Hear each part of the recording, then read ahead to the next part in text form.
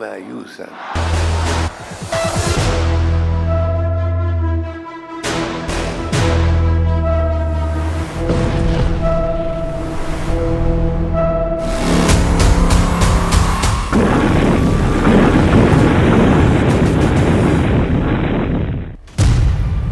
दो साल तक युद्ध करेगा ईरान, 100 मिसाइल अड्डे, 500 मीटर गहराई।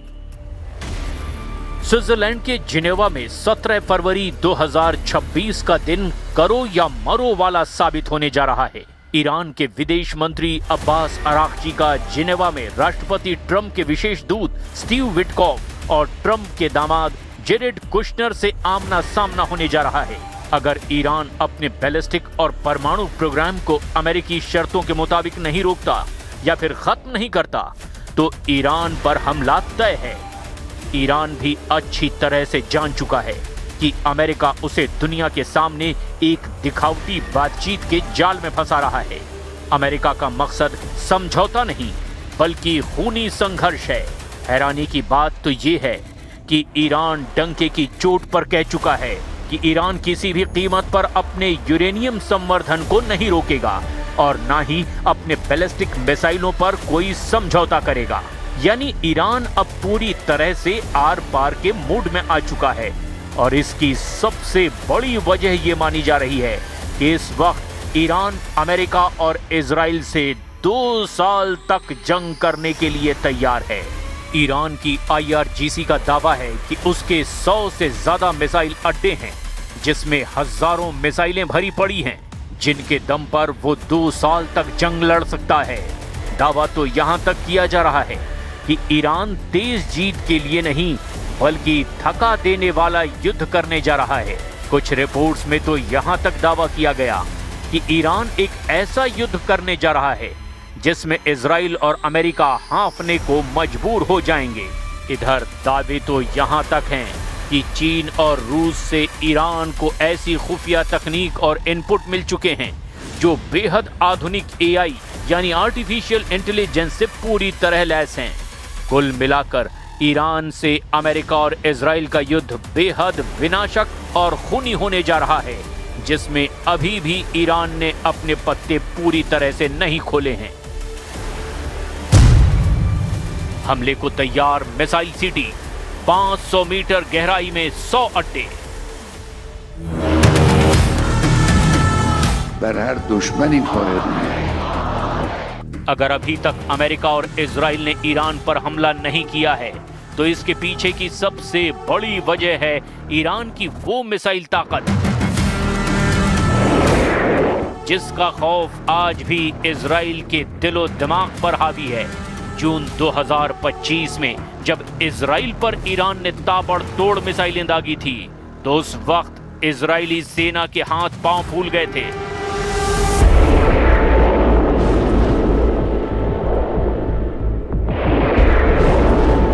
हैरानी की बात तो ये है कि पिछले 2 हफ्ते से ईरान के बेहद करीब अमेरिका का युद्धपोत अब्राहम लिंकन अरब सागर में खड़ा है, लेकिन राष्ट्रपति ट्रंप की हिम्मत नहीं हो रही है कि वो ईरान के परमाणु और मिसाइल अड्डों पर सीधा हमला कर सके।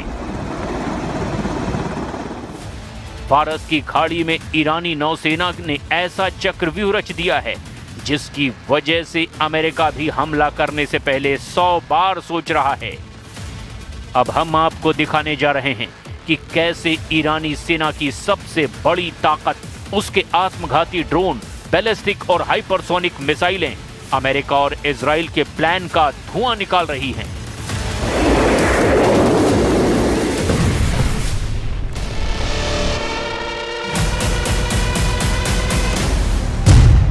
बातचीत हो रही है सीधी, छिपकर होगा हमला। ईरान ने अपनी सुरक्षा के लिए पूरे देश में मिसाइल शहरों का एक विशाल रहस्यमयी जाल बिछा रखा है। हालिया सैटेलाइट तस्वीरों के आधार पर इन ठिकानों की स्थिति और क्षमता बेहद चौंकाने वाली है। ईरान के पाताल लोक में मौजूद अड्डों को तबाह करना अमेरिका और इजराइल के लिए जरा भी आसान नहीं है। पहाड़ों के नीचे छिपे मिसाइल शहर। ईरान के मुख्य रूप से जागरूस पर्वत की श्रृंखला में जमीन से 500 मीटर तक की गहराई में दर्जनों मिसाइल सिटी बनाई गई हैं। IRGC यानी रिवॉल्यूशनरी गार्ड का दावा है कि उसके पास ऐसे सैकड़ों ठिकाने हैं। अगर वो हर हफ्ते एक ठिकाना दिखाएं तो भी उन्हें सब दिखाने में 2 साल लग जाएंगे।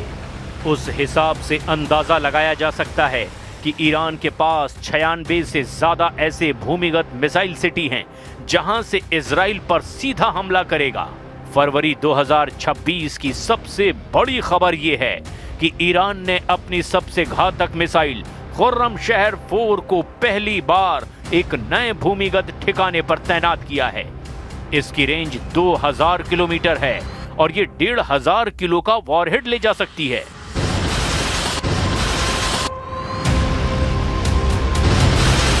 ओगाव 44 या कहें ईगल 44 केवल मिसाइलों का नहीं बल्कि लड़ाकू विमानों का भी शहर है। ये इतना विशाल है कि इसके अंदर रनवे, फ्यूल डिपो और मेंटेनेंस हब बने हुए हैं। यहाँ से F4, फैंटम और सुखोई 24 जैसे विमान सीधे सुरंगों से बाहर निकलकर उड़ान भर सकते हैं।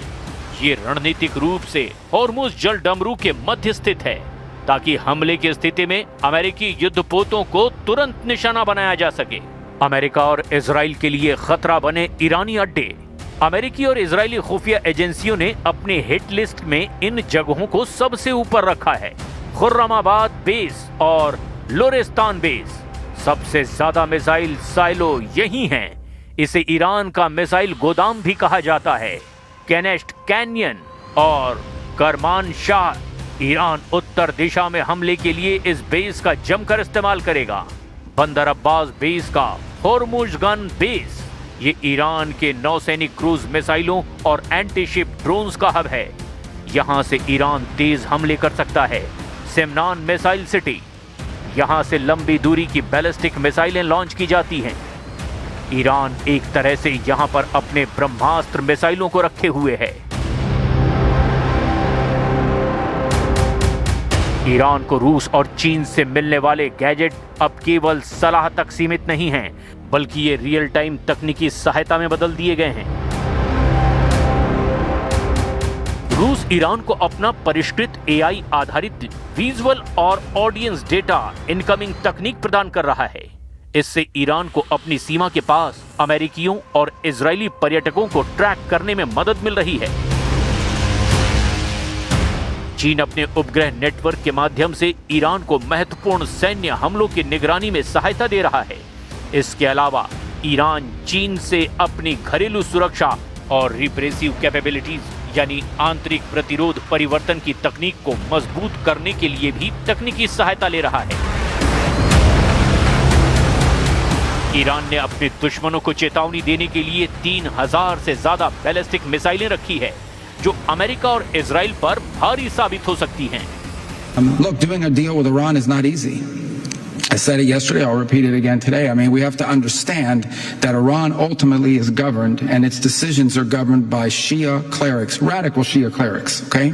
These people make policy decisions on the basis of pure theology. That's how they make their decisions. So it's hard to do a deal with Iran. We've always said it's hard, but we're going to try. That's what the president is trying. I'm not going to prejudge those talks. I'm certainly not going to negotiate with Iran here in front of the press and on the stage. Our negotiators are on their way there now. They'll have meetings. We'll see what happens. 60 अमेरिकी अड्डों पर हमले की तैयारी। Khamenei ने दिया आखिरी आदेश। एक रिपोर्ट के मुताबिक मध्य पूर्व में अमेरिका के लगभग 40,000 से 50,000 सैनिक तैनात हैं। हाल ही में USS Abraham Lincoln aircraft carrier के आने से करीब 5,700 अतिरिक्त सैनिक इस क्षेत्र में जुड़े हैं। उस हिसाब से पश्चिम एशिया में 60,000 के करीब अमेरिकी सैनिक मौजूद हैं, जो पूरी तरह से ईरानी सेना के निशाने पर आ चुके हैं। कतर में 10,000, कुवैत में 13,500, इराक में 2,500, UAE में लगभग 5,000, सऊदी अरब में 3,000 के करीब, जॉर्डन में 3,000, सीरिया में 900 अमेरिकी सैनिक ईरानी सेना के निशाने पर हैं और इन्हीं सैनिकों की कब्रें खामनेई ने तेहरान के पास कब्रिस्तान में खुदवा दी हैं।